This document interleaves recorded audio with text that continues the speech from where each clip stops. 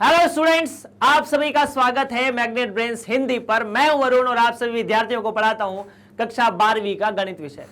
जैसा कि आप सभी विद्यार्थियों को पता है कि मैग्नेट ब्रेन्स हिंदी आप सभी विद्यार्थियों को, जो कि आप 12वीं कक्षा के विद्यार्थी हैं, आप सभी विद्यार्थियों को, भले आप 11वीं कक्षा के हैं, 7वीं से लेकर 12वीं कक्षा तक किसी भी कक्षा के हैं, आपको आपके स्कूल के समस्त विषय पूरी तरह से फ्री पढ़ाते हैं। इसके लिए किसी भी स्टूडेंट को कोई भी फीस देने की आवश्यकता नहीं है, ना ही आपसे कोई ये कहने वाला है कि इतने समय के बाद आपको इतने पैसे देने हैं। इन शॉर्ट, यहां सब कुछ, पूरा सब कुछ फ्री है बेसिकली। तो आइए शुरुआत करते हैं। आज हम लोग कक्षा 12वीं के एक और टॉपिक के बारे में, आव्यूह का टॉपिक है, लेकिन हम यहां पर सहखंडज के बारे में बात करेंगे और उसके बाद उससे व्युत्क्रम भी निकालेंगे। तो आइए शुरुआत करते हैं। बहुत से उदाहरण भी आपको देखने को मिलेंगे।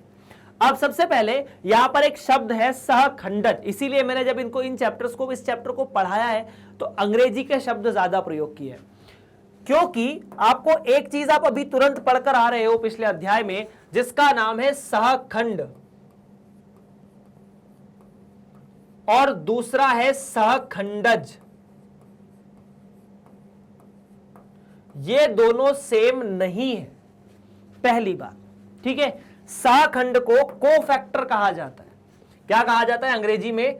कोफैक्टर। और इसे एडजॉइन कहा जाता है।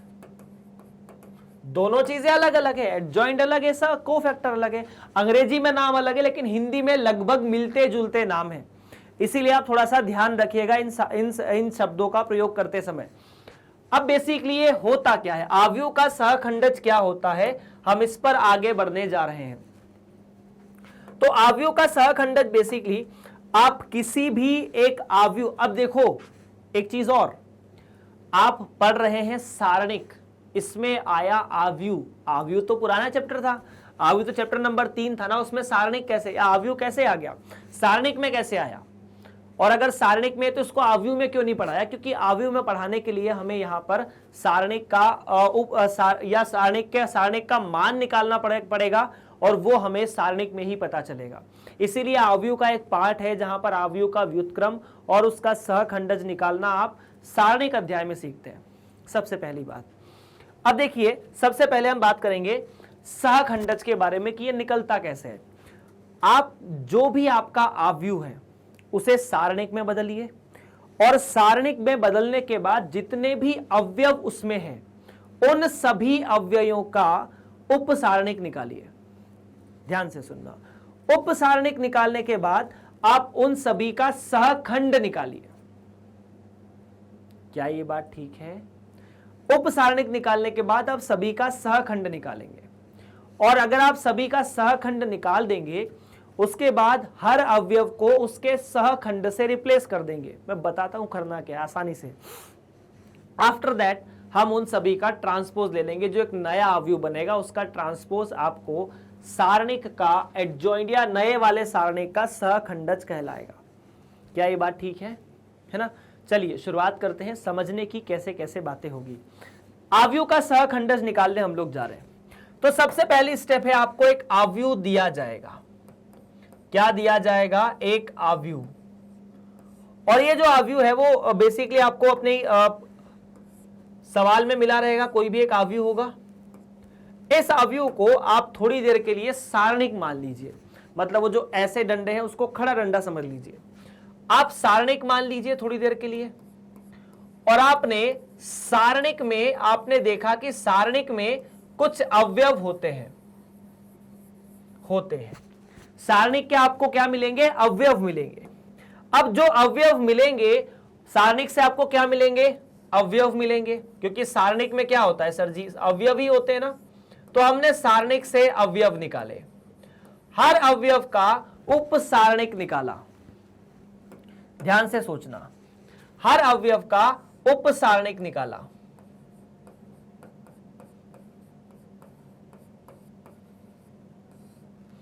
और उपसारणिक निकालते ही मेरे सामने एक और चीज आई कि मैंने अवयव से सारणिक, सारणिक से हर अवयव निकाला और हर अवयव का उपसारणिक निकाला और हर उपसारणिक से हर अवयव का मैंने सहखंड निकाला। अब सहखंड को अंग्रेजी में क्या कहते हैं? आपको याद होगा कोफैक्टर। क्या ये बात ठीक है? सहखंड निकालने के बाद ध्यान से सुनना, उपसारणिक से आपने सहखंड निकाला, सहखंड निकालने के बाद जो अवयव है उनको सहखंड की जगह रखने पर आपने एक नया अवयव बनाया, नया अवयव बनाया, और इसे आप कह सकते हैं कि जो अवयव बनेगा वो सहखंड अवयव होगा। क्या होगा? सहखंड अवयव।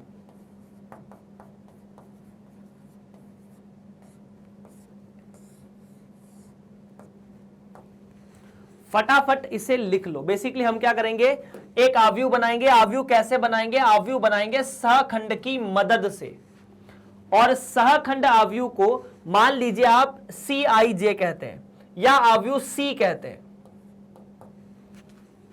अब ये जो C है, जैसे मान लीजिए आपके सामने एक अवयव था A, उसका इसका नाम भी देते हैं, A नाम का एक अवयव था। अब ये C जो है, C अवयव आपको मिला, C अवयव का ट्रांसपोज। ट्रांसपोज का मतलब क्या है? C अवयव में पंक्ति को स्तंभ बना दो, स्तंभ को पंक्ति बना दो। तो अगर आप A का एडजॉइंट निकालने जाएंगे, जिसे अंग्रेजी में ऐसा लिखा जाता है ADJA, हिंदी में भी ऐसे ही लिखेंगे। मतलब इसका क्या होगा? इसका होगा A अवयव का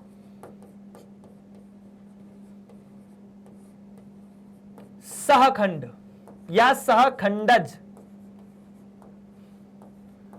सहखंडज मतलब एडजॉइंट, जो हम निकालने जा रहे हैं, और वो किसके बराबर होगा? तो अगर एडजॉइंट A निकाला जाए तो ये होगा C का ट्रांसपोज।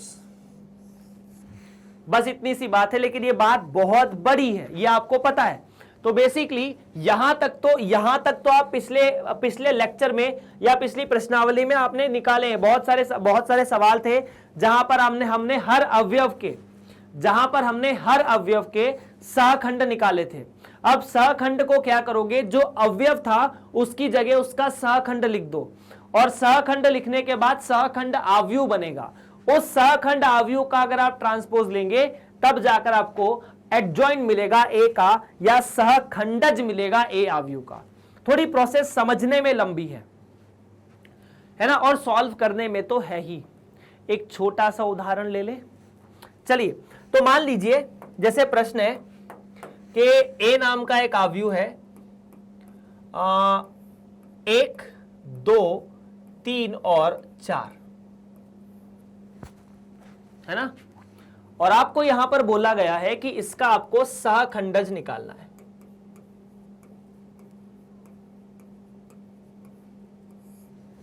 सहखंडज मतलब इसका एडजॉइंट।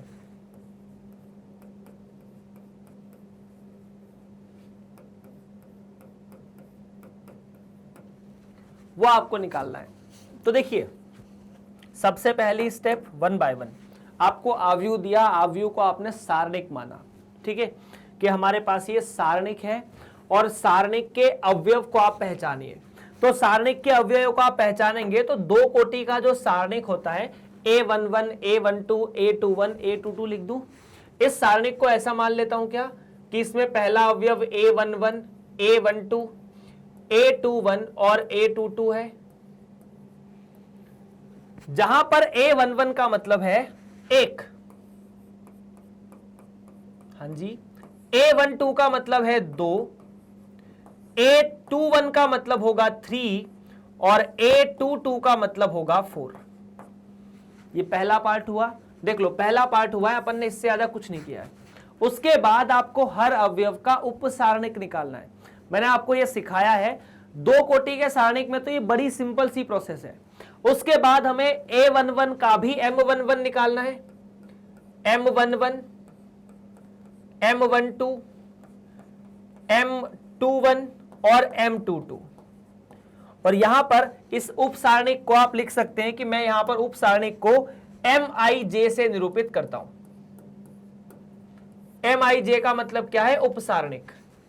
और सहखंड को आप किससे निरूपित कर देते हैं? CIJ से, है ना। सहखंड का मतलब होगा CIJ, मतलब I, J नाम के अवयव का सहखंड। तो अगर MIJ के बारे में बात करें तो ये निकालते कैसे हैं? तो बड़ा सिंपल है। A11 का मतलब 1, तो ये एक पहली पंक्ति पहला स्तंभ हटाया, बचा 4, तो यहां पर 4 का सारणिक, और 4 का सारणिक 4 ही होता है, बहुत अच्छी बात है। उसके बाद दूसरा अवयव, दूसरा मतलब पहली पंक्ति दूसरा अवयव, ये वाला, ये गया और ये गया, तो कितना बचा 3, तो इसका मतलब तो 3 हो जाता है। ठीक है, नेक्स्ट है A21, ये वाला अवयव, ये गया तो बचा 2, तो 2 का मतलब 2। नेक्स्ट है A22, 22 मतलब ये गया यहां हो जाता है 1, और 1 का मतलब तो सीधा सीधा 1।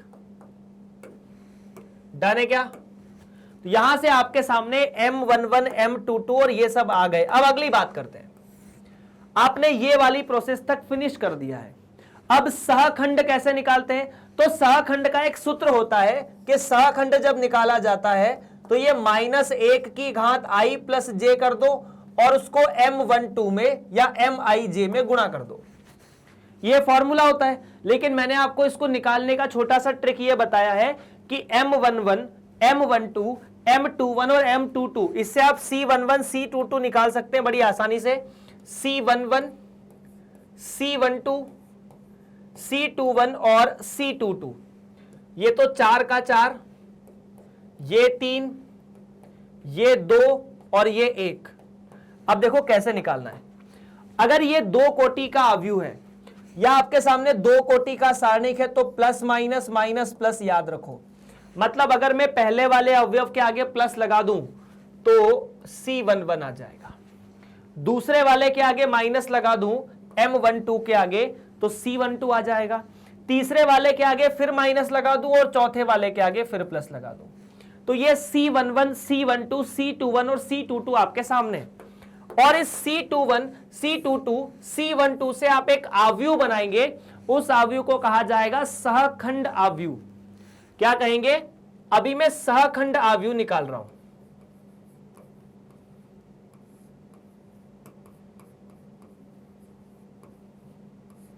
जिसे आप C कह सकते हैं।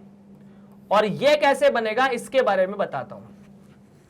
C आव्यूह, ये जो अवयव है ना A11 की जगह C11 लिख दो, इसकी जगह C11 लिख दो, A12 की जगह C12, A21 की जगह C21 और यहां C22।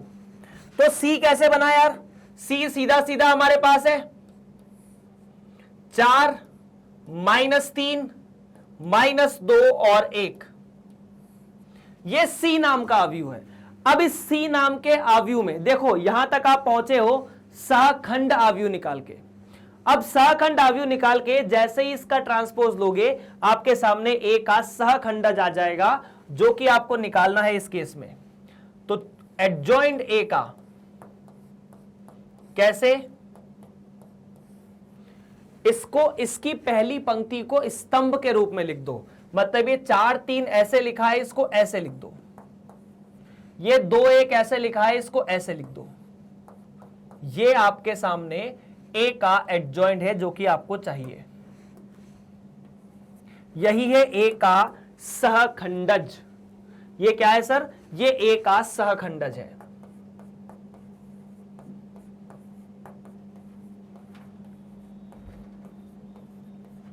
तो सहखंड अवयव से सहखंडज तक आपको बनाना है। बाकी पूरी प्रोसेस तो अपन पहले हल करके और पढ़ के ही आ रहे हैं। क्या ये बात ठीक है? अगर आपको सही लगती है तो बहुत अच्छी बात है। डन है क्या? चलिए, अब अगर मैं बात करूं यहां से एक और छोटे से टॉपिक के बारे में, तो छोटा सा एक सूत्र है जो आपको याद रखना है। किसी भी अवयव का अगर उसके सहखंडज में गुणा करोगे या सहखंडज का उस अवयव में गुणा करोगे तो ये हमेशा A का सारणिक और I के बारे में बताता है। अब मैं बताता हूं इन चीजों का मतलब क्या है। ठीक है, इन चीजों को आप बढ़िया तरीके से देख लेना है क्या क्या है। A का मतलब एक अवयव है, ठीक है, ये वर्ग अवयव है। वर्ग अवयव मतलब उसमें जितनी पंक्ति उतने ही स्तंभ। मान लेते हैं इसकी कोटि जो है वो n है। कोटि का मतलब n होने का मतलब है इसमें n पंक्ति और n स्तंभ होंगे। उसके बाद A का जो मॉड लगा है इसका मतलब है ए का सारणिक। अब आपको पता है कि अगर आव्यूह एक वर्ग आव्यूह है तो हम हर वर्ग आव्यूह के सापेक्ष एक नंबर उसके साथ संबंध कर सकते हैं जिसे सारणिक कहते हैं, तो ये वही है।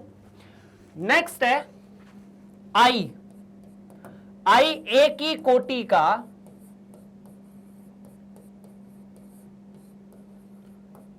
तत्समक आव्यूह। तत्समक आव्यूह समझते हो ना? तत्समक आव्यूह मतलब जितनी सारी सिर्फ विकर्ण के अवयव 1 1 होंगे, बाकी सब 0 होगा। अब एक ही कोटि 2 है तो 2 अवयव 2 कोटि का होगा, अगर एक ही कोटि 3 है तो 3 कोटि का होगा। 4 कोटि पर अपन को जाना भी नहीं है। और बाकी चौथी चीज आप देख चुके हैं जिसे कहा जा रहा है एडजॉइंड ए। एडजॉइंड का मतलब क्या है? यहां पर ए का सहखंडज।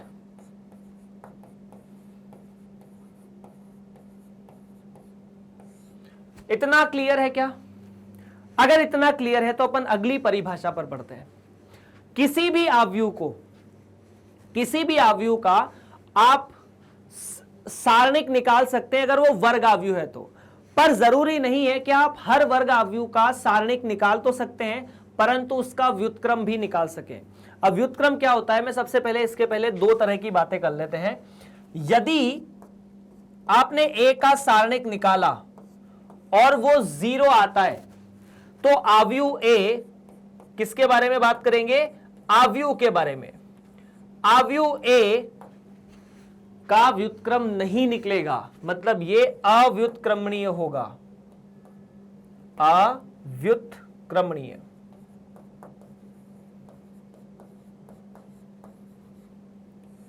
मतलब हम ऐसे आव्यूह का व्युत्क्रम नहीं निकाल सकते, है ना। और यदि ये 0 नहीं हुआ तब ए व्युत्क्रमणीय आव्यूह होगा। ठीक है,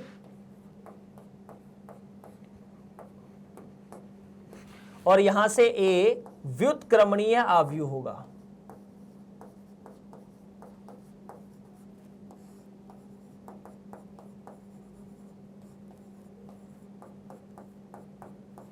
डन है? इतना लिखा। जैसे इतना लिखा, अभी तो और भी बहुत सी चीजें आने वाली है। इतना लिखा, अब अगले पन्ने पर आ जाइए। अगला पन्ना यह कहता है कि यदि किसी भी आव्यूह का सारणिक 0 नहीं है, मतलब इसका व्युत्क्रम संभव है। आपने वो जो पुराना फॉर्मूला है उसको लिख लिया फिर से कि ए के साथ अगर मैं एडजॉइंड ए का गुणा करता हूं या फिर एडजॉइंड ए का मैं ए के साथ गुणा करता हूं तो मुझे सदैव आई या ए का मापांक या ए का सारणिक और आई मिलता है। ए का सारणिक साथ में आई मिलता है। आप एक काम कीजिए, सब दूर ए के सारणिक से भाग दे दीजिए। क्या मैं इसे ऐसे लिख सकता हूं, ये ए तो यहां लिखा है और एडजॉइंट को यहां लिखा ए, और आपने ए के सारणिक से भाग दे दिया। ए के सारणिक से इधर भी दे सकते हो, उधर भी, दोनों साइड दोगे। इसे ऐसे भी लिख सकते हैं, यहां पर एडजॉइंट ए और आपने फिर यहां ए के सारणिक से भाग दे दिया। और ये किसके बराबर है? आई के बराबर है। अब आपको मैं एक छोटी सी चीज रिवाइज कराता हूं। एक छोटा सा फॉर्मूला होता था कि यदि ए बी का गुणा बी ए में करते थे तो उसे हम आई, या अगर आई के बराबर आता था, याद है क्या, तो हम बी को ए का प्रतिलोम कहते थे और ए को बी का प्रतिलोम कहते थे, है ना। तो बी क्या था? ए का प्रतिलोम। ये दोनों आव्यूह है ना। ए बी जो है वो 2 आव्यूह है।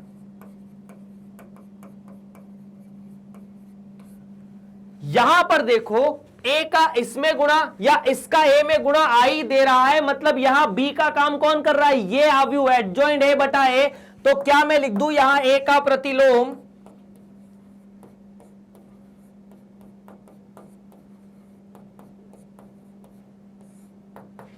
ए का एडजॉइंट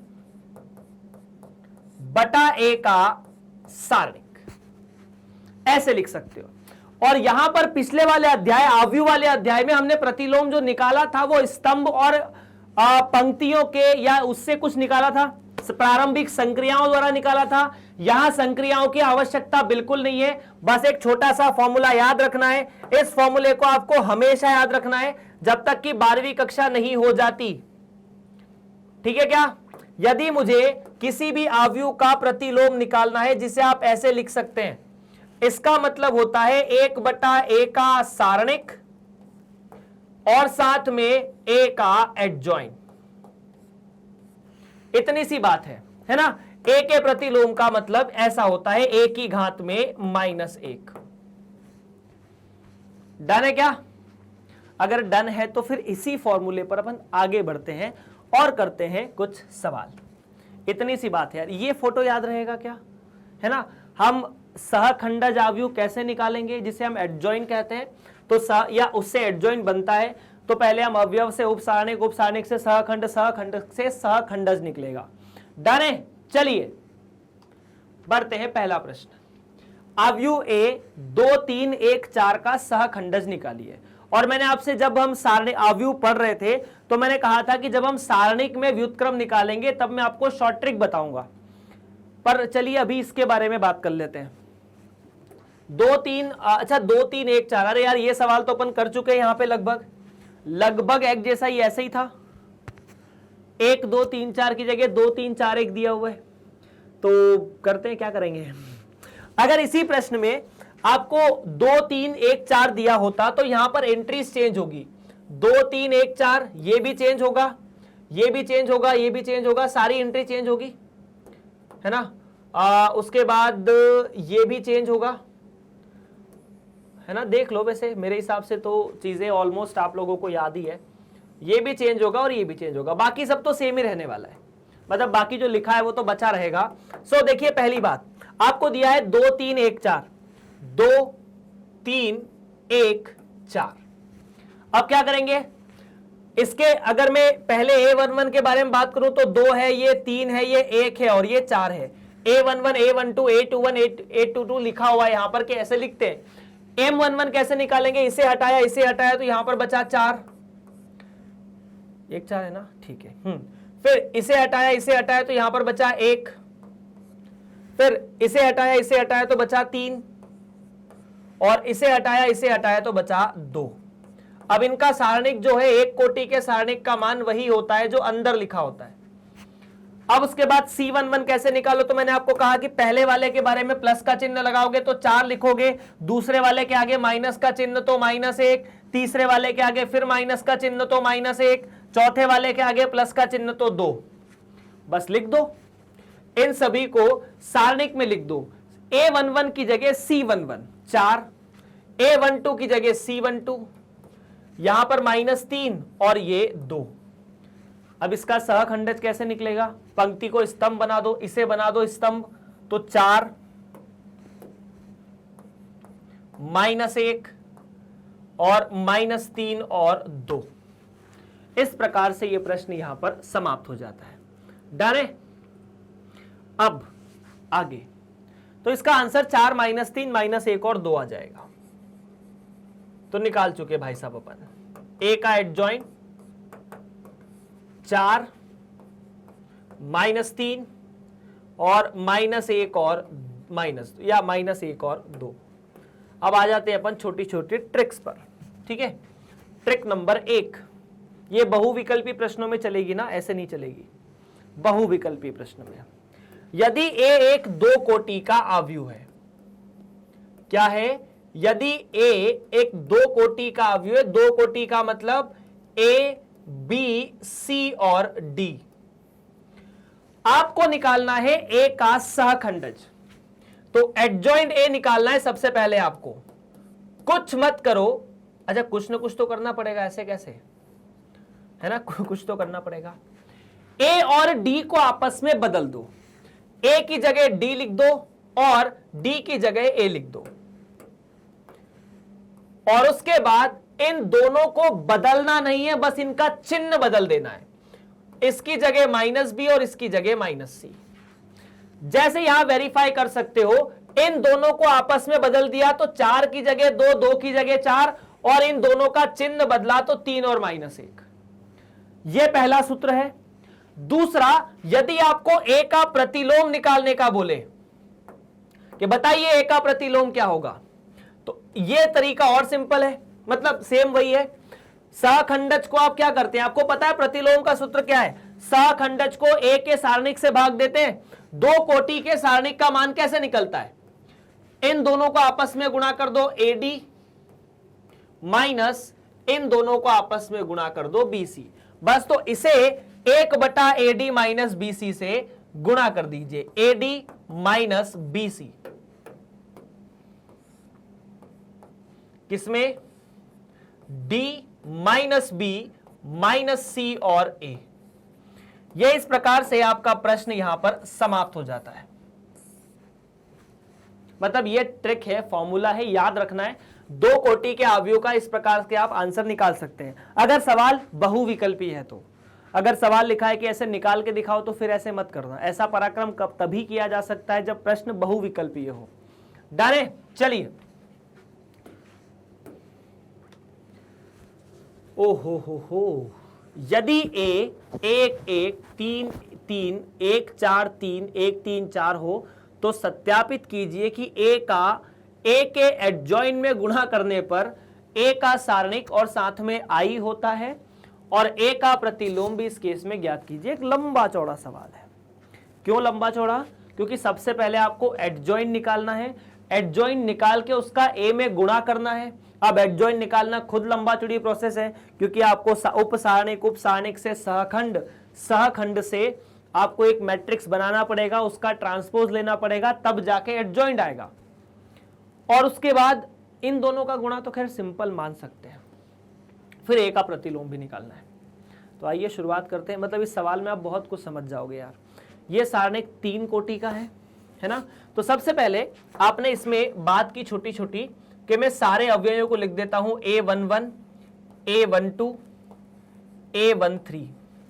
A11 A12 मतलब 1 3 और 3। I का मतलब क्या है, बेसिकली जो I लिखा है इसका मतलब क्या है, इसका मतलब एक ही कोटि का तत्समक अवयव अपन ने लिखा था। तो ये एक ही कोटि का तत्समक अवयव ऐसा होता है कि पहले 1 लिखो, फिर 0 0, फिर 0 1 0 और फिर 0 0 1,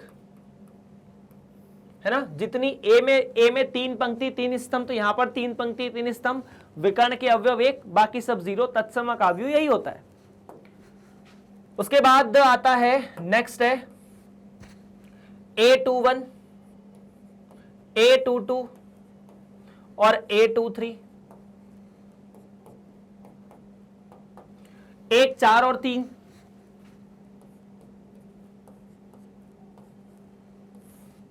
नेक्स्ट है A31 A32 और A33। 1 3 और 4।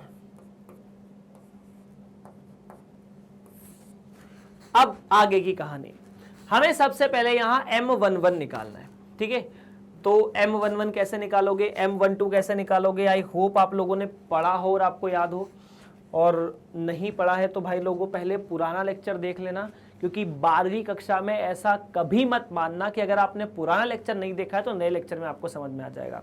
भले मैं कितने ही बेसिक से बता दूं, लेकिन अगर आप पुराने लेक्चर को नहीं देख पाए हैं तो आप उसे देख लीजिए पहले, क्योंकि मतलब इसमें बहुत सारी चीजें, एक कॉन्सेप्ट दूसरे से मिलेगा, दूसरा तीसरे से मिलेगा और तीसरा मिलकर यहां प्रयोग में आएगा। अब सारे तो एक साथ अपन एक्सप्लेन कर नहीं सकते, मेन पॉइंट बता देते हैं। अब मेन पॉइंट ये है कि अगर आप यहां पर MIJ नाम की एक चीज लिखते हो, MIJ का मतलब है AIJ नाम के अवयव का उपसारणिक।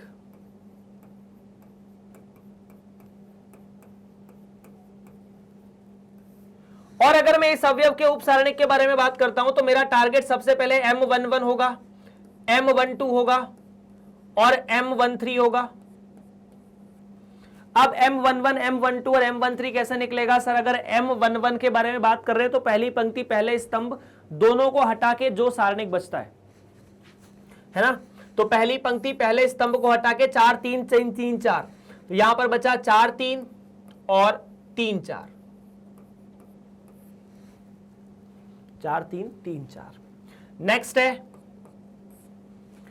M12, इसे हटा दो भाई, दूसरी पंक्ति या पहली पंक्ति दूसरा स्तंभ, 1 3 1 4।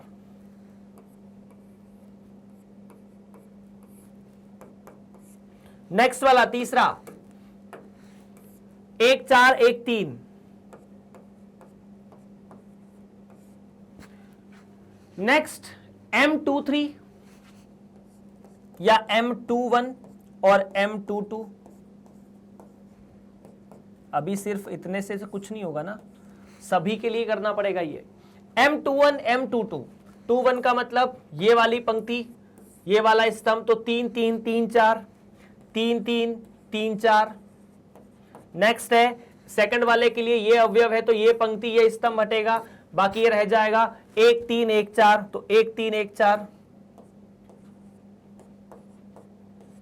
क्या यहां दो पंक्तियां समान हैं? नहीं, बच गए, 1 3 1 4। चलिए कैलकुलेट करते हैं कितना आता है। अभी बाकी के और निकालेंगे ना, इतने से काम होगा नहीं अपना। खैर चलो इसको अभी अपन इधर लिख लेते हैं थोड़ा सा। नेक्स्ट आएगा M23 M31 M32 और M33।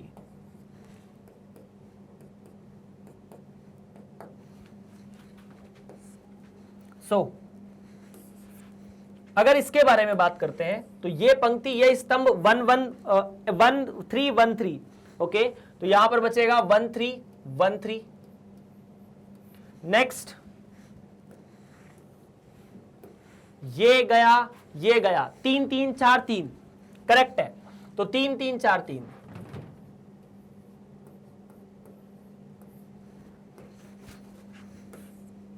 ओह सॉरी, दूसरा अवयव ये वाला, ये गया 1 1 3 3, 1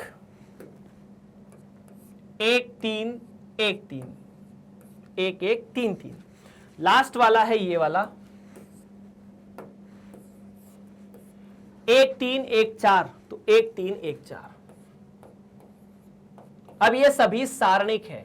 दो कोटि के सारणिक का मान कैसे निकलता है? आई होप आप लोगों को याद है कि अगर ऐसा लिखा होता है ABCD तो मान कैसे निकलता? A का D में गुणा माइनस B का C में गुणा। तो यहां 4 का 4 में गुणा माइनस 3 का 3 में गुणा, आ जाएगा 7, है ना। 4 का 1 में गुणा माइनस 3 का 1 में गुणा, तो आ जाएगा 1, 4 माइनस 1। 3 का 1 में गुणा 4 का 1 में गुणा माइनस करोगे तो यहां से माइनस 1, यहां पर 12 माइनस 9 तो 3, और यहां पर 1। नेक्स्ट है अगर किसी सारणी के दोनों मतलब यदि दो पंक्तियां या दो स्तंभ समान हो तो उसका मान 0 होता है। तो यहां पर अगर ये फॉर्मूला भी लगाओगे तो 0 आएगा। यहां पर 9 माइनस 12 माइनस 3, ये भाई साहब 0 और ये भाई साहब 1। अब उसके बाद हमें सारणिक से सहखंड निकालना होता है। अब सहखंड कैसे निकालेंगे? तो आप C11 लिखिए सबसे पहले, कैसे निकलेगा? C12 कैसे निकलेगा? C13 कैसे निकलेगा? हमारा टारगेट इन्हीं को निकालना था। C14 या C14 नहीं सॉरी, C21 C22। नेक्स्ट है C23 C31 C32 और C33। और अगर आपको सारणिक में उपसारणिक से सहखंड निकालने हैं तो आपको क्या करना पड़ेगा? ये CIJ का मतलब क्या है? AIJ का सहखंड ना, AIJ का सहखंड। और आपको कुछ नहीं करना, AIJ का सहखंड जो है वो उपसारणिक जो कि ये इससे निकलेगा। कैसे? बस चिन्ह बदलने हैं। कैसे? पहले वाले का चिन्ह प्लस रहेगा, दूसरे का माइनस, तीसरे का plus minus plus minus plus minus plus. मतलब जो पहले वाले का चिन्ह है उसके आगे प्लस का चिन्ह लगा दो, प्लस के आगे प्लस का चिन्ह लगाओगे तो साथ ही रहेगा। दूसरे वाले के आगे माइनस, तो एक के आगे माइनस का चिन्ह तो -1। तीसरे वाले के आगे फिर प्लस, तो -1 के आगे प्लस का चिन्ह लगाओगे तो -1 रहेगा। 3 माइनस का चिन्ह तो -3, 2 प्लस तो 1। नेक्स्ट है 1 माइनस का चिन्ह, ये तो 0 है, चाहे माइनस लगाओ प्लस लगाओ। नेक्स्ट वाले में प्लस है, ये 3 -3 है तो -3 ही रहेगा। अगले वाले भाई साहब के आगे चिन्ह लगाने की जरूरत नहीं, खुद ही 0 है। आखिरी वाला पॉजिटिव है तो ये 1 रहेगा। आपने सहखंड निकाल लिए हैं, ये वाला, ये वाला, ये वाला, ये वाला, ये वाला, और उसके बाद ये वाला, ये वाला, फिर ये वाला और ये वाला। अब सहखंड निकालने के बाद आप इन सहखंड से एक नई चीज निकालोगे, वो है सहखंड आव्यूह, जिसे आप आव्यूह C कह सकते हैं। और वो कैसे निकलेगा? C11, C12, C13, C21, C22, C23, C31, C32 और C33।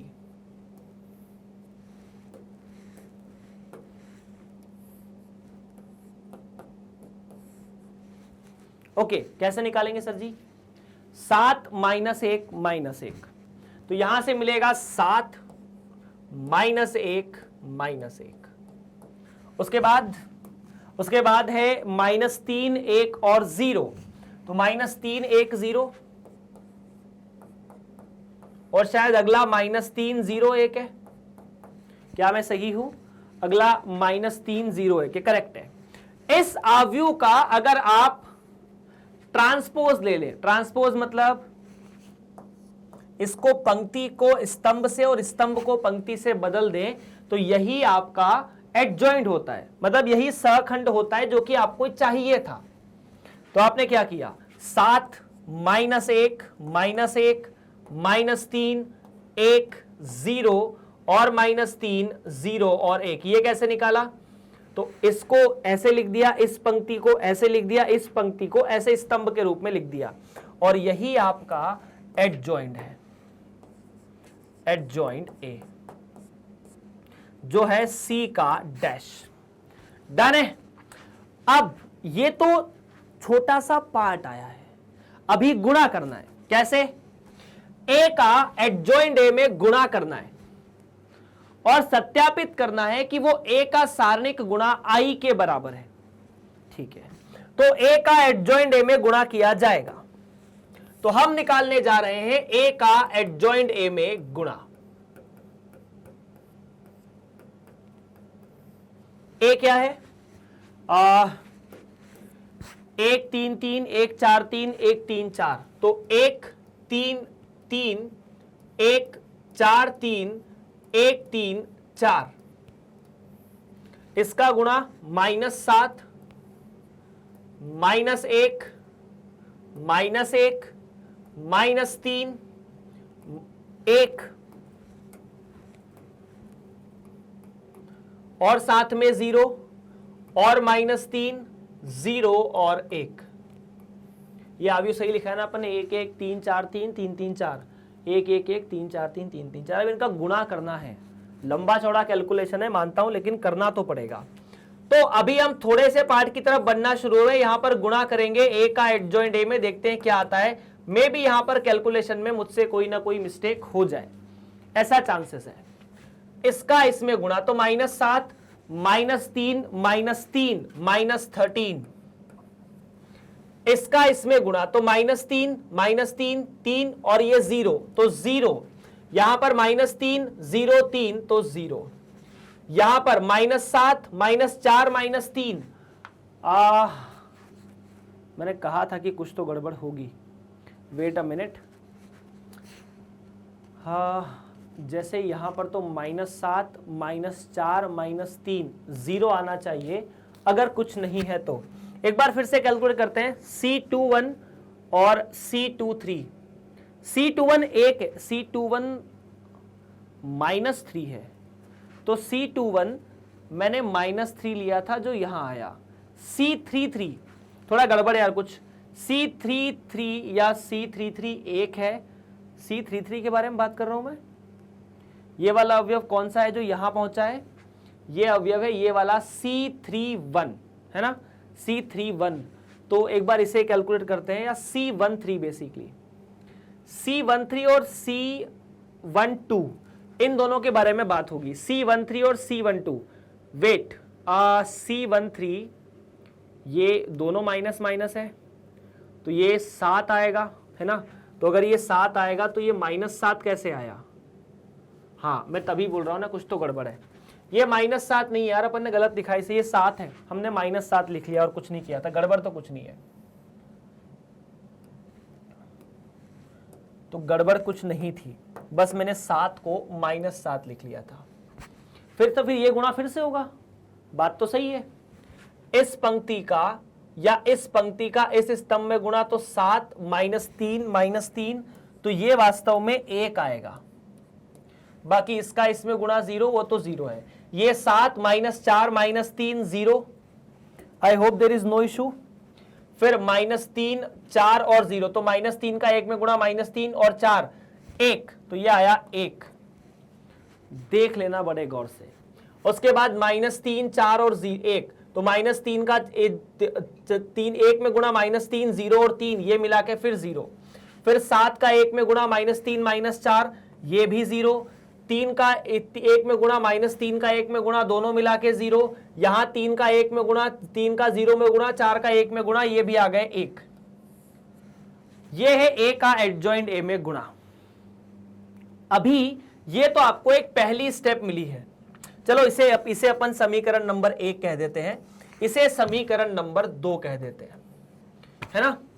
चलिए अब एक छोटी सी चीज और निकालनी है, इसको वेरीफाई करने के लिए, संतुष्ट करने के लिए कि A का सारणिक कितना है। A का सारणिक भी निकालना है ना। A का सारणिक, तो A का सारणिक मैं यही निकाल लेता हूं यार। A का सारणिक 1 1 1 3 4 3 3 3 4, तो 1 1 1 3 4 3 3 3 4। तो बहुत तरीके से A का सारणिक निकाल सकते हो। अगर आपके पास इनके कोफैक्टर हैं तो उनकी मदद से भी निकाल सकते हो। देख लो, कोफैक्टर वाले मेथड से निकाले, आप इसे देख सकते हो अगर आपको कोफैक्टर वाली मेथड याद है तो देखो कुछ नहीं है कोफैक्टर वाला यार। कोफैक्टर वाला क्या था कि अगर A का सारणिक निकालना हो तो आप किसी भी पंक्ति को पकड़ो, किसी भी स्तंभ को पकड़ो। मान लो पहली पंक्ति पकड़ी, तो पहली पंक्ति के पहले अवयव का पहले उसके C11 से, फिर अगर यहीं पर A12 के बारे में बात करूं तो C12, और A13 के बारे में बात करूं तो C13। अब ये तो आपके सामने 1 3 3 है, ये A11, ये A12, ये A13। अगर मैं यहीं पर देखो, ये क्या है, बेसिकली आपके सामने सारे अवयव लिखे, C11 7 है, -1 है, -1 है। तो आपने क्या किया, A11 की जगह तो 1, इसकी जगह 7, प्लस इसकी जगह 3 तो -1, और इसकी जगह 3 तो फिर से -1। तीनों चीजें मैं यहां से उठाकर लाया हूं, तो यहां से आंसर आपके सामने सीधा आ जाएगा 7 -3 -3, तो A का सारणिक 1। कितना, 1। इसे समीकरण नंबर 3 कह दो। आइए, जब आपको पता है कि ये चीज इसके बराबर है, तो क्या आप मान सकते हैं कि इसके आगे 1 भी गुणा होगा? क्या फर्क पड़ता है? अगर इसके आगे 1 गुणा हो जाए तो क्या फर्क पड़ता है? कोई फर्क नहीं पड़ता। तो A एडजॉइंट A, यहां पर मैं A का अगर सारणिक गुणा कर दूं तो 1 का गुणा किया, क्योंकि A के सारणिक का मान 1 है। फर्क पड़ेगा? नहीं पड़ेगा। और ये चीज तो खुद I के बराबर है, ये वाली संख्या तो खुद I के बराबर है, तो अपन ने लिख दिया कि I के बराबर है। और यही आपको सत्यापित करना था, सिद्ध करना था। सत्यापित हुआ, देख लो एक बार क्या मैं सही कह रहा हूं। डन है, यही करना था भाई साहब। अब उसके बाद आपको A का प्रतिलोम भी ज्ञात करना है प्रश्न में। तो अगर A का प्रतिलोम ज्ञात करना है तो सीधी सीधी बात है, चूंकि A का प्रतिलोम एडजॉइंट A बटा A का सारणिक है। अब A का सारणिक 1 है, किसी संख्या को 1 से भाग दोगे फर्क पड़ेगा क्या? कुछ नहीं पड़ेगा। तो सीधा सीधा मैं यहां से लिख सकता हूं कि A का जो प्रतिलोम है वो एडजॉइंट A के बराबर है। ऐसा क्यों? क्योंकि A का सारणिक 1 है। So in this case the final answer should be A का प्रतिलोम एडजॉइंट A को फिर से लिख दो यार, 7, क्या लिखा था, इसको फिर से लिखना पड़ेगा, सारी एंट्रीज मुझे याद नहीं है। 7 -1 3 -3 1 0 और -3 0 1, इसे फिर से लिखना है। तो 7 -1 -1 -3 0 1 -3 1 0, ये आपका सारणिक है। या ए इस अच्छा उल्टा कर दिया गया अपन ने, 1 0 0 1 इधर था, ठीक है, ओके, 1 0 0 1, ये इस आव्यूह का प्रतिलोम है जो कि आपको यहां पर दिया हुआ था। बस इतनी सी बात है, डन है। क्लियर है क्या? इसे आप यहां से भी बोल सकते थे कि अगर मैंने a को किसी संख्या किसी आव्यूह से गुणा किया तो in आया, ये in के बराबर है, मतलब i के बराबर है। अगर a आव्यूह को किसी दूसरे आव्यूह से गुणा करो और वो i के बराबर है, तो यहां पर ये जो आव्यूह है वो a का प्रतिलोम होना चाहिए, जो कि वास्तव में आया भी, एडजॉइंट a का प्रतिलोम है। तो प्रश्न नंबर 3 यहां से या प्रश्न नंबर 24 समाप्त होता हुआ। काफी बढ़िया सवाल है, खैर कोई बात नहीं, लंबा चौड़ा था, बढ़िया तो ठीक है, एक ही चीज को बार बार कराते गया, ठीक है। यदि a 2 3 1 -4 और b 1 -2 -1 3 है, तो सत्यापित कीजिए कि ab का प्रतिलोम b का प्रतिलोम a का प्रतिलोम है। तो पहले ab निकाल लेते हैं। ab मतलब ab का गुणा, आपको a और b दिया है, और ये फॉर्मूला है ना, याद रखना भाई साहब, ये फॉर्मूला है जो आपको सत्यापित करना। अपन डिस्कस करते हुए आ रहे हैं पिछली बार से। क्या डिस्कस किया था, याद है क्या किसी को? कि अगर दो आव्यूह गुणा हो और उनका प्रतिलोम निकालना है, तो पहले वाले का प्रतिलोम लिखो, फिर दूसरे वाले का प्रतिलोम गुणा करना पड़ेगा। तो मैं सबसे पहले AB को गुणा करता हूं। 2 3 1 -4 1 -2 -1 और 3, ये निकल जाएगा, थोड़ा ठीक लगेगा हमारे लिए, ठीक है। तो AB इन दोनों का इसमें गुणा, 2 एकम 2 -3 तो -1, इन दोनों का इसमें गुणा -2 और 9 -4 और 9 मिला के 5, इसका इन दोनों में गुणा तो 1 और -4 मिला के 5, और इन दोनों का इसमें गुणा -2 और -12 -14। क्लियर है? चलिए AB का प्रतिलोम भी निकाल लेते हैं यहीं से। AB का प्रतिलोम कैसे निकलेगा? डायरेक्ट फॉर्मूला है क्या कोई सा? हाँ है ना हमारे पास। कहां है डायरेक्ट फॉर्मूला? दो कोटि के आव्यूह का डायरेक्ट प्रतिलोम निकालने का सूत्र किसी को याद है? मैंने बताया था, ये जो विकर्ण के अवयव है इनको आपस में बदल दो, इन दोनों का चिन्ह बदल दो, पहली बात। उसके बाद AD माइनस BC कर दो, भाग दे दो। AD माइनस BC मतलब इसका इसमें गुणा माइनस इसका इसमें गुणा। तो AD माइनस BC का मतलब क्या है? AD माइनस BC का मतलब 1 -1 का -14 में गुणा। AD माइनस BC मतलब विकर्ण के अवयव माइनस ये -5 का 5 में गुणा। तो यह आएगा 14 - 25 मतलब -11। तो यहां से मिलेगा -1/11। क्या करोगे? इन दोनों अवयवों को बदल दोगे, -14 -1, और इन दोनों के आगे माइनस का चिन्ह लगाना पड़ेगा। अगर यहां से चारों में से माइनस को बाहर निकालोगे और बाहर वाले माइनस को खत्म करोगे, तो माइनस माइनस आपस में खत्म हो जाएंगे। यह आपके सामने A और B का प्रतिलोम है। मैं लिख देता हूं 14 5 5 1। एक बार फिर से कैलकुलेशन देखते हैं, 2 और -14, ठीक है।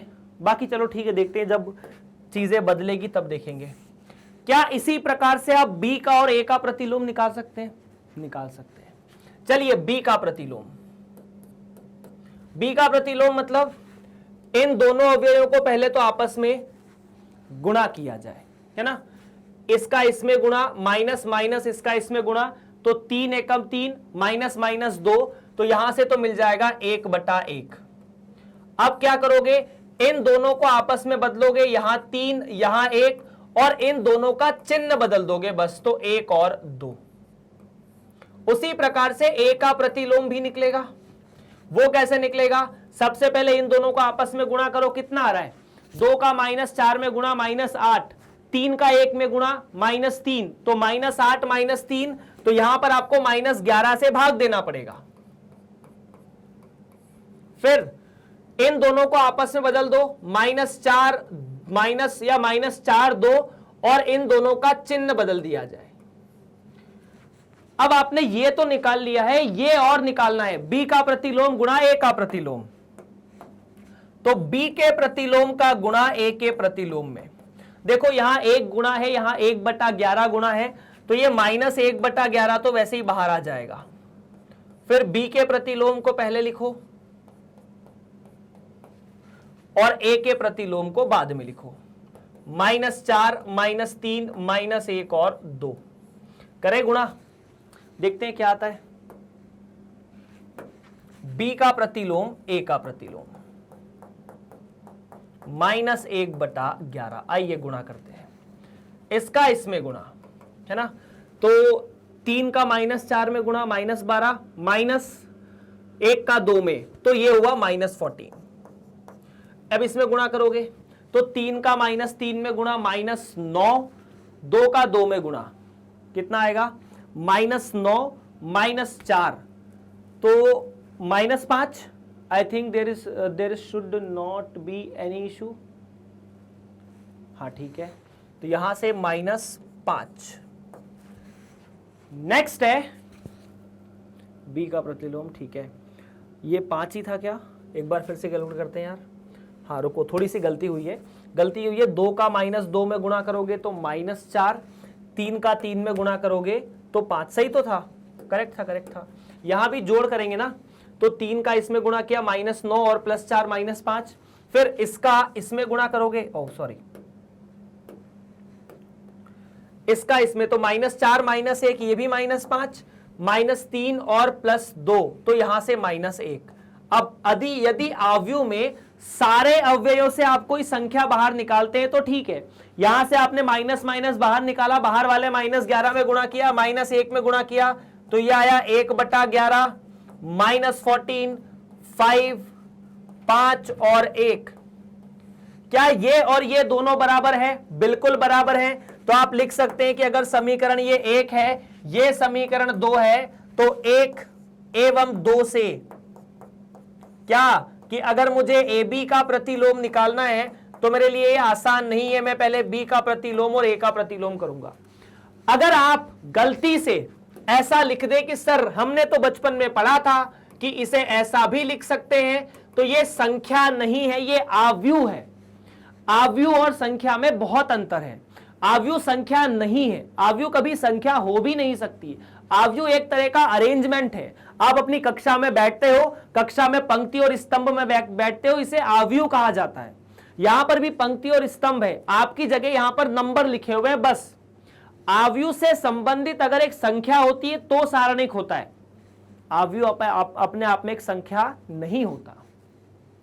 खैर बढ़ते हैं आगे, ठीक है। प्रदर्शित कीजिए कि आव्यूह A, ठीक है, 2 3 1 2 समीकरण A का वर्ग -4A + I बराबर 0, जहां I 2 कोटि 2 का तत्समक आव्यूह है और O 2 कोटि 2 का शून्य आव्यूह। ये 0 नहीं है, ये O है ना। इसकी सहायता से A का प्रतिलोम भी ज्ञात कीजिए। आपको A का प्रतिलोम निकालना है, लेकिन इसकी सहायता से। अब वो कैसे निकालते हैं देखते हैं। देखो सबसे पहले आपने क्या किया, हाँ ठीक हो। सबसे पहले अपन I के बारे में बात कर लेते हैं। I क्या है? 2 कोटि का तत्समक आव्यूह, मतलब यहां 1, यहां 0, यहां 0, यहां 1। ये लिख लेना परीक्षा में ना, मैं ऊपर लिख रहा हूं क्योंकि हमारे पास थोड़ी जगह की कमी है। और ये O मतलब ये 0 नहीं है, ये एक आव्यूह है जिसके सारे अवयव 0 है। ये 0 है, ये 0 है, ये 0 है और ये 0 है। डन है। चलिए, तो सबसे पहले हमें प्रदर्शित करना है कि A का वर्ग अगर 4A में जोड़ा जाए प्लस I किया जाए, तो उसके लिए तो A का वर्ग निकालना पड़ेगा। A को A में गुणा करना ही A का वर्ग देता है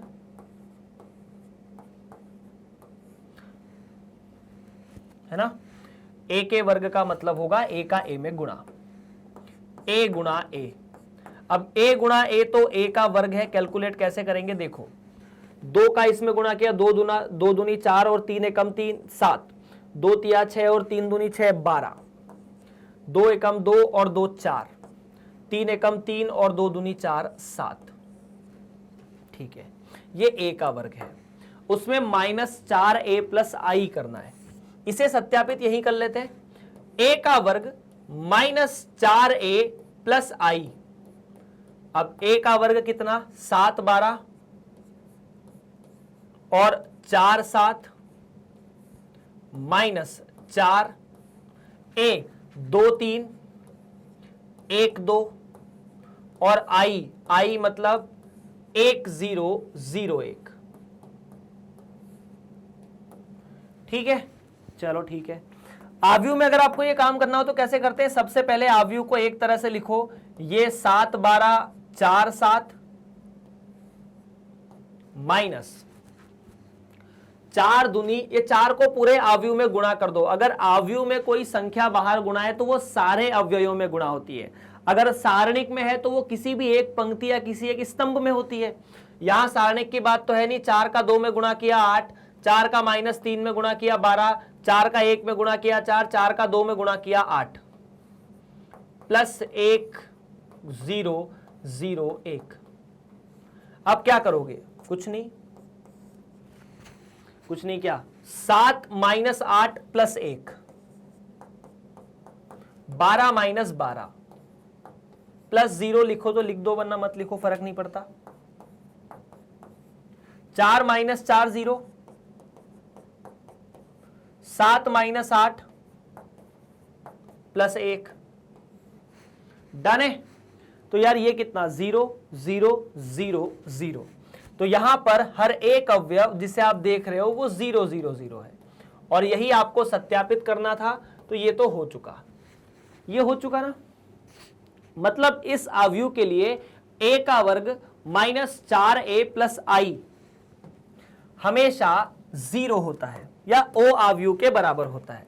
अब इसी से आपको निकालना है a का प्रतिलोम। देखो कैसे निकालोगे, चूंकि a का प्रतिलोम -4a प्लस आई बराबर o नाम का एक आव्यूह है। आप किसी भी समीकरण में a का या a से भाग नहीं दे सकते हो जब आव्यूह की बात हो, पर आप पूरे समीकरण में a के प्रतिलोम से गुणा कर सकते हो। तो हमने पूरे समीकरण में a के प्रतिलोम का प्री मल्टीप्लिकेशन किया। प्री मल्टीप्लिकेशन का मतलब क्या है, 2 शब्द होते हैं अंग्रेजी में, हालांकि ये आपकी किताब में नहीं है, लेकिन आप थोड़ा सा ध्यान रखिए। एक होता है प्री मल्टीप्लिकेशन,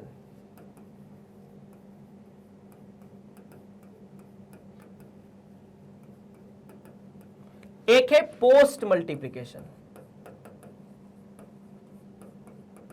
अब चूंकि आप संख्या जब पढ़ते हो ना, तब प्री मल्टीप्लिकेशन पोस्ट मल्टीप्लिकेशन का फर्क नहीं है। जैसे मैं कहूं कि 5 में 4 का गुणा करना, तो ये 5 गुणा 4, 4 में 5 का गुणा करना 4 गुणा 5, अब दोनों बराबर है। लेकिन आव्यूह में ऐसा नहीं है। जैसे मान लीजिए एक a नाम का आव्यूह है और आप इसमें b नाम के आव्यूह का गुणा करना चाहते हैं, तो अगर आपने a में b नाम के आव्यूह का प्री मल्टीप्लिकेशन किया, मतलब a के पहले b आएगा, और पोस्ट मल्टीप्लिकेशन किया मतलब a के बाद b आएगा। और हम आव्यूह में यह जानते हैं कि ab का गुणा ba के बराबर हमेशा नहीं होता, इसीलिए हमें यह बताना पड़ता है कि हम प्री मल्टीप्लिकेशन कर रहे हैं कि पोस्ट मल्टीप्लिकेशन कर रहे हैं। खैर, यहां पर मैंने कहा कि मैं a के प्रतिलोम का गुणा कर रहा हूं, इतना ही काफी है। क्या करोगे, a के प्रतिलोम का गुणा करने पर।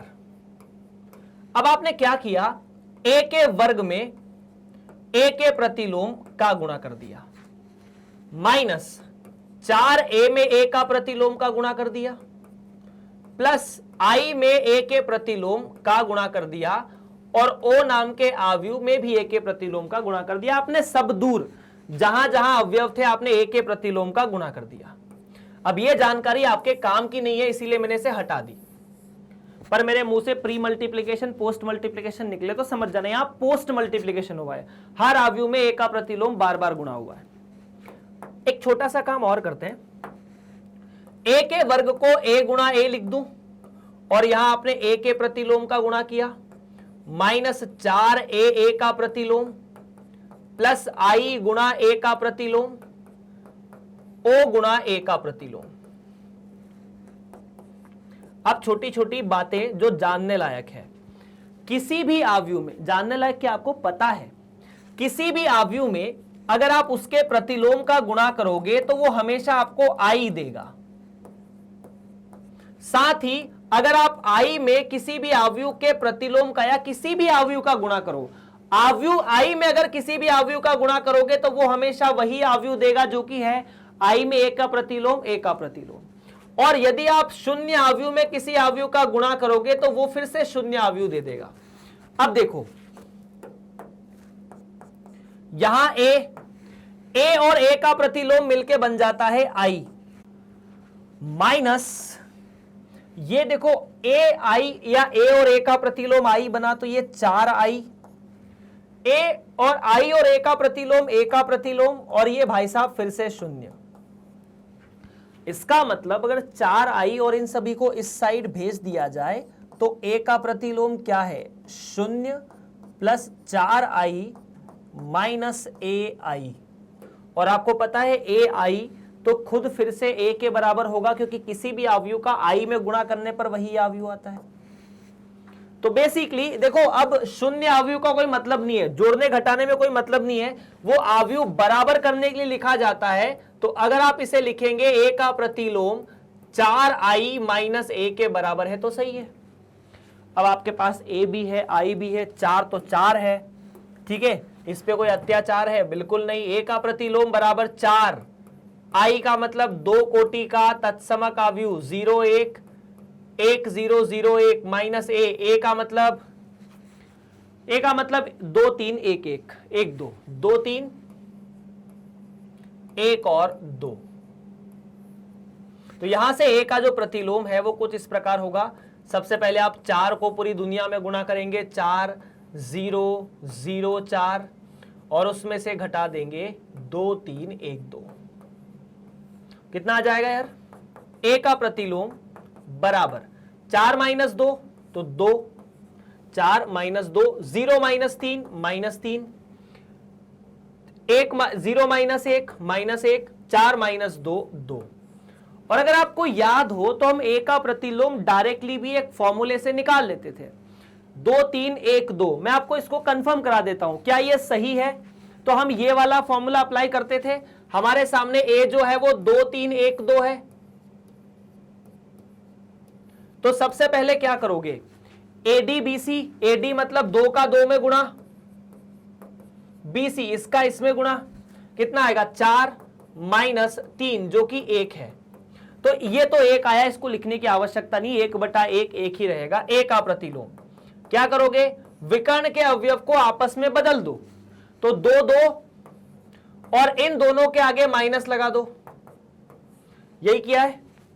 तो क्या 2 माइनस 3 माइनस 1 2 आया? हाँ जी सर वही तो है, 2 माइनस 3 माइनस 1 2। तो यही एक का प्रतिलोम है। वहां से निकालते हैं शॉर्टकट से, यहां से निकाला, इस तरह से आपको पूरे नंबर मिलेंगे अगर आपने ये सब स्टेप्स किए तो।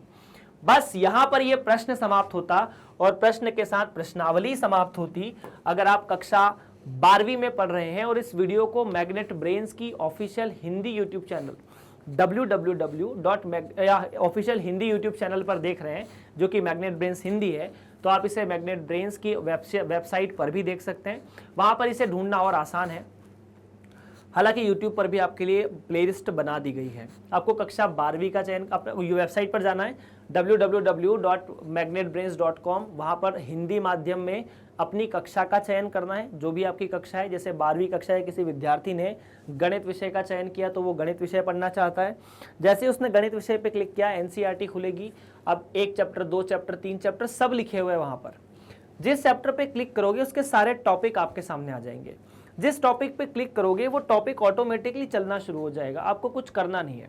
बाकी आपको पता है कि कक्षा 7 से लेकर 12वीं तक मैग्नेट ब्रेन्स हिंदी आप सभी विद्यार्थियों को पूरी तरह से आपकी स्कूली शिक्षा मुफ्त प्रदान करता है। इसके लिए किसी भी स्टूडेंट को कोई फीस देने की आवश्यकता नहीं है और ना ही आपसे कोई ये कहने वाला है कि इतने समय के बाद आपको इतने पैसे देने हैं। बस आपको इस वीडियो को लाइक करना है, अपने दोस्तों के साथ शेयर करना है वीडियो और चैनल को, और साथ ही उन्हें भी बोलना है और आपको भी इस चैनल को सब्सक्राइब जरूर करना है। मिलते हैं आप सभी से अगली कक्षा में। आपका बहुत बहुत धन्यवाद।